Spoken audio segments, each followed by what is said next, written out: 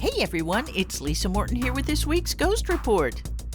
Just because we don't hear a lot of ghost stories coming out of Russia doesn't mean they don't have them. In fact, Russia is home to one of the most famous unexplained and possibly paranormal occurrences of the 20th century, the Dyatlov Pass Incident.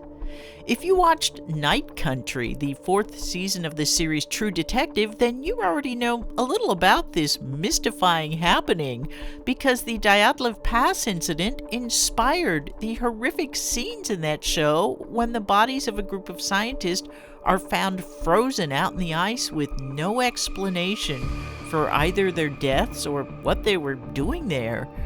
In the real-life case, a group of 9 experienced Russian hikers set out in January of 1959 on a trek through the Ural Mountains. When they didn't report in after several weeks, search teams were sent out and eventually found all of them dead, 6 of hypothermia and 3 of serious injuries.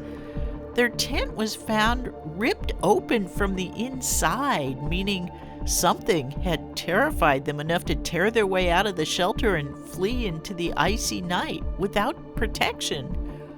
What was it? It was eventually ruled a specific kind of avalanche, but a lot of people don't buy that theory because of the wounds found on the bodies. Was it a military test of some kind? Only the hikers' footprints were found, so it seemed unlikely that they were attacked.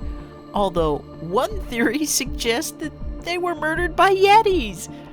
There were also reports by other hikers within the area who witnessed strange orange orbs in the sky that night. So, what are we talking, aliens?